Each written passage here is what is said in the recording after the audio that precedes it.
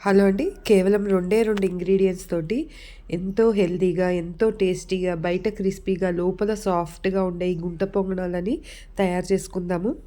నేను మీ సురేఖ టేస్టీ ట్రీట్స్‌కి స్వాగతం. ఇప్పుడు మార్కెట్‌లో ఫ్రెష్‌గా బఠానీలు దొరుకుతున్నాయి కదండీ! వాటితోటి చేసుకుంటే చాలా టేస్టీగా ఉంటుందిది. పెసరపప్పుని నానబెట్టుకొని రెడీగా పెట్టుకుంటే కేవలం 10 నిమిషాలలో రెడీ చేసేసుకోవచ్చండి. ఇంత హెల్తీ, పిల్లలకి స్నాక్స్‌లో పెట్టచ్చు, బ్రేక్‌ఫాస్ట్‌గా పెట్టచ్చు, స్కూల్‌కి లంచ్ బాక్స్‌లో పెట్టివ్వచ్చు. ఎలా పెట్టినా కూడా చాలా టేస్టీగా ఉంటుంది. పిల్లలు చాలా ఇష్టంగా తింటారు. ఒక డిఫరెంట్ టేస్ట్ తోటి ఉండే ఈ గుంత పొంగనాలని మనకి నచ్చిన పొడితో కానీ లేదా ఏదైనా పచ్చడితో కానీ తినేయచ్చు. ఎలా చేసుకోవాలో ప్రాసెస్ ఇప్పుడు చూద్దాము. ఇక్కడ ఒక గంట ముందర నానబెట్టుకున్నానండి పెసరపప్పు. దీన్ని మిక్సీ జార్లో వేసుకొని మెత్తగా పేస్ట్ లాగా చేసుకోండి. ఈ విధంగా రుబ్బి పెట్టుకున్న ఈ పిండిని ఒక గిన్నెలోకి తీసుకోండి. ఇప్పుడు ఈ విధంగా బఠానీలను తీసుకోండి. ఇప్పుడు బాగా దొరుకుతాయి ఈ వింటర్ సీజన్లో. ఈ రెసిపీ చేయడానికి ఇలాంటి ఫ్రెష్ బఠానీ అయితేనే టేస్ట్ చాలా బాగుంటుందండి.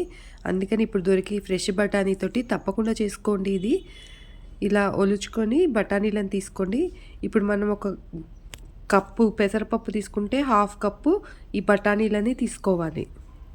అంటే 2 కప్పులు పెసరపప్పు అయితే ఒక ఫుల్ కప్పు బఠానీలు తీసుకోవాలి. అంటే హాఫ్ అలా చెక్ చేసుకొని తీసుకోండి. బఠానీలలో ప్రోటీన్, ఐరన్, ఫైబర్ పుష్కలంగా ఉంటాయండి. ఇంకా విటమిన్ సి కూడా ఉంటుంది. అలాగే మన జీర్ణక్రియని కూడా చాలా బాగా మెరుగుపరుస్తుంది. అందుకని ఈ సీజన్లో బఠానీలను తీసుకోవాలి. వాటిని ఇలా మిక్సీ గిన్నెలో వేసుకొని అందులో ఒక కట్ట కొత్తిమీర వేసుకున్నానండి. అలాగే కొద్దిగా అల్లము, కొంచెం పచ్చిమిరపకాయలు, మన కారానికి సరిపడా పచ్చిమిరపకాయలు, కొద్దిగా కరివేపాకు, ఇవి కూడా వేసేసి మెత్తటి పేస్ట్ చేసేసుకోవాలి. ఈ విధంగా రెడీ చేసుకున్న ఈ పేస్ట్ని మనం ఇందాక పెసరపప్పుని రుబ్బి పెట్టుకున్నాం కదండి, ఆ మిశ్రమంలో వేసేసుకొని బాగా ఒకసారి కలిసేటట్టుగా, రెండు కలిసిపోయేటట్టుగా ఒకసారి కలిపేసుకోండి మొత్తము. అందులో మీ రుచికి సరిపడా ఉప్పు, కొద్దిగా తినే సోడా వేసుకోండి. వేసుకొని కొద్దిగా వాటర్ వేసుకొని మంచిగా కలిసేటట్టుగా కలుపుకోండి. ఈ విధంగా బీటర్ తోటి బాగా కలిపినట్టయితే మంచి ఫ్లఫీగా వస్తుందండి. ఎక్కువ వాటర్ యాడ్ చేయొద్దండి. కావాలంటే కొద్దిగా ఒక 2-3 స్పూన్ల వాటర్ యాడ్ చేసుకొని బాగా కలుపుకోండి. కలుపుకున్నట్టయితే మంచి గుల్లగా వస్తుంది. ఇప్పుడు గుంట పొంగనాలు చేసే పెనం తీసుకోండి. ఆ పెనానికి కొద్దిగా ఆయిల్ రాసుకొని కొద్దిగా పిండిని అందులో వేసుకుంటూ ఉండండి. దీన్ని బ్రేక్ఫాస్ట్గా తినచ్చు, లేదా పిల్లలకి బాక్స్లో కూడా స్నాక్స్గా పెట్టివ్వచ్చండి. తక్కువ టైంలో అయిపోయే బెస్ట్ రెసిపీ ఇది. అలాగే టేస్ట్ కూడా చాలా బాగుంటుంది. హెల్త్ వైజ్ కూడా చాలా మంచిది.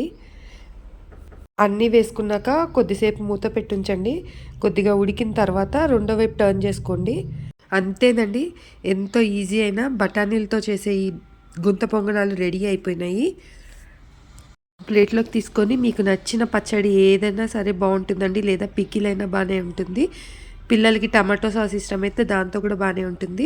ఈ విధంగా నేను పిండంతా కూడా 2-3 వాయిల్లో వేసేసుకున్నానండి. మీకు ఈ రెసిపీ నచ్చినట్టయితే ఈ వీడియోకి ఒక లైక్ చేయండి. అలాగే ఛానల్ని సబ్స్క్రైబ్ చేసుకోవడం మర్చిపోకండి.